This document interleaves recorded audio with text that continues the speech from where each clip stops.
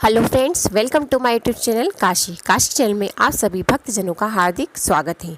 जैसा कि हम सभी जानते हैं 18 सितंबर को है हरतालिका तीज व्रत, जो कि सौभाग्यवती महिलाओं के लिए, कन्याओं के लिए और जो भी बच्ची इस व्रत को करते हैं उनके लिए बहुत ही अच्छा और अपनी उम्मीदों को पूरा करने वाला व्रत कहा जाता है। हरतालिका तीज व्रत जो व्यक्ति करता है उसकी मनवांछित इच्छा भोलेनाथ जी अवश्य ही पूरी करते हैं।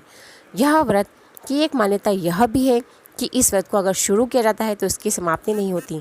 अगर हम इसका उद्यापन भी कर देते तो भी हमें व्रत रखना ही पड़ता है, रात्रि जागरण अवश्य ही करना पड़ता है। अब जो बातें हैं गुरुजी ने अपनी कथा शिव पुराण में पंडित प्रदीप मिश्रा जी ने बताई है, हरतालिका तीज का व्रत करते समय हम किन बातों का ध्यान रखकर पुण्य फल की प्राप्त कर सकते हैं, हमारा व्रत किया हुआ का शुभ फल हमें प्राप्त हो सकता है, वह मैं आपको बताती हूँ। गुरु जी ने अपनी कथा में कहा है, शिव पुराण कथा में कहा है, सर्वप्रथम जो महिलाएं व्रत रखती हैं वह 5 वृक्ष की 5-5 पत्तियाँ भोलेनाथ जी को अवश्य अर्पण करती हैं। जो पूजा का सामान रहता है वह भी समर्पित करती हैं। लेकिन एक खास बात रहती है, अगर किसी स्त्री की थाली में कोई वस्तु ना हो तो वह किसी दूसरे की थाली में से अर्पण कर देती है भोलेनाथ जी को, तो भोलेनाथ जी उस वस्तु को स्वीकार नहीं करते हैं। यानी कि अपनी थाली में अपने घर से जो सामान हमने अपनी पूजा की सामग्री में जमाया है उसी से हम भोलेनाथ जी की पूजा करें, 5 पहर की पूजा करें, भोलेनाथ जी अवश्य स्वीकार करेंगे और आप जिस मनोरथ को लेकर भी व्रत पूजा कर रहे हैं वह मनोरथ आपके सिद्ध होंगे।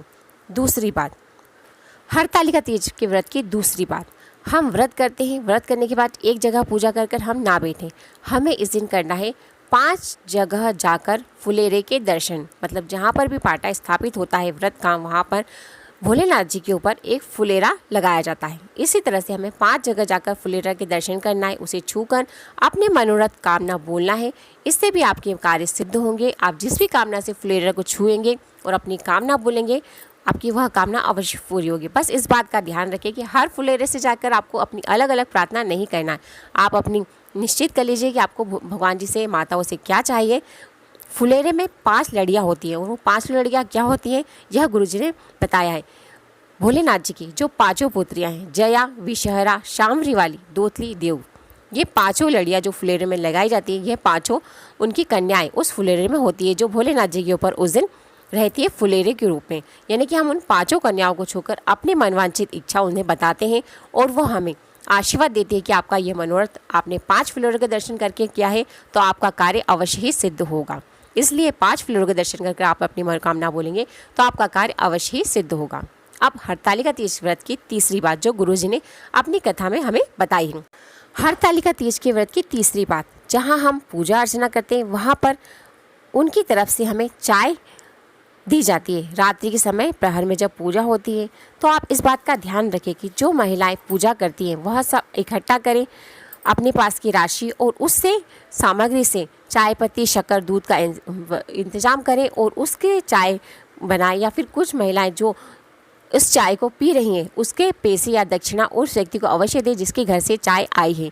तो इससे भी आपके पूजा का फल सिर्फ आपके पास होगा, नहीं तो आप व्रत करेंगे, पूजा करेंगे और आपका पूरे पूजा का फल वह व्यक्ति ले जाएगा जिसके घर की आप चाय का सेवन करेंगे। अब है चौथी बात, हरतालिका तीज के व्रत के दिन जो महिलाएं गर्भवती होती हैं उन्हें यह हक होता है, इस कथा में वर्णन किया गया है कि वह फलाहार, दूध का सेवन कर सकती है। मतलब उन्हें निराहार निर्जल लेकर यह व्रत नहीं करना चाहिए क्योंकि उनका स्वास्थ्य खराब हो सकता है और बच्चे के जीवन में फर्क पड़ सकता है स्वास्थ्य पर। इसलिए वह उस दिन फलाहार का सेवन अवश्य करे, दूध का सेवन अवश्य करे और अपने व्रत का आनंद पूर्ण रूप से ले।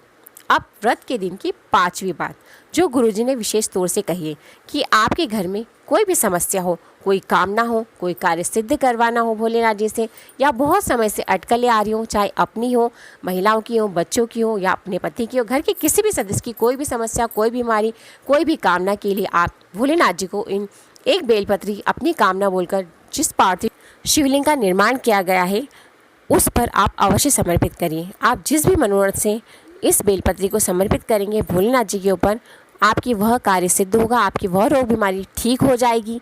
जिस भी मनोरथ के लिए, व्यवसाय के लिए, धन प्राप्ति के लिए आपका हर मनोरथ पूर्ण होगा। तो हरतालिका तीज के दिन के व्रत के ये 5 नियम आप अवश्य धारण करें।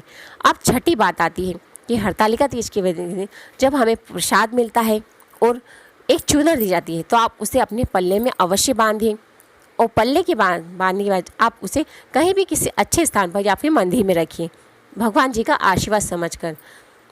और उसके प्रसाद को आप अवश्य पूर्ण रूप से स्वीकार करिए, ना कि उसे फेंकिए। आपका यह कार्य भी आपकी पूजा फल को अवश्य ही सिद्ध करेगा, आपके मनोरथ को सिद्ध करेगा। अगर आप प्रसाद इधर उधर फेंक देंगे, थोड़ा खाएंगे तो प्रसाद, तो भोलेनाथ जी आप पर क्रोधित होंगे, क्योंकि हरतालिका तीज का व्रत या भोलेनाथ जी की पूजा का कोई सा भी व्रत या प्रसाद को फेंकने की अनुमति किसी भी ग्रंथ में नहीं दी गई है।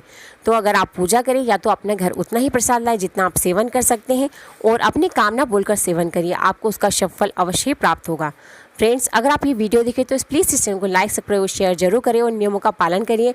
आपको आपके मनोरथ पूर्ण करने में बहुत ही सहायता प्रदान करेगा और आपको व्रत के समय बहुत ही सुखद आनंद की प्राप्ति होगी।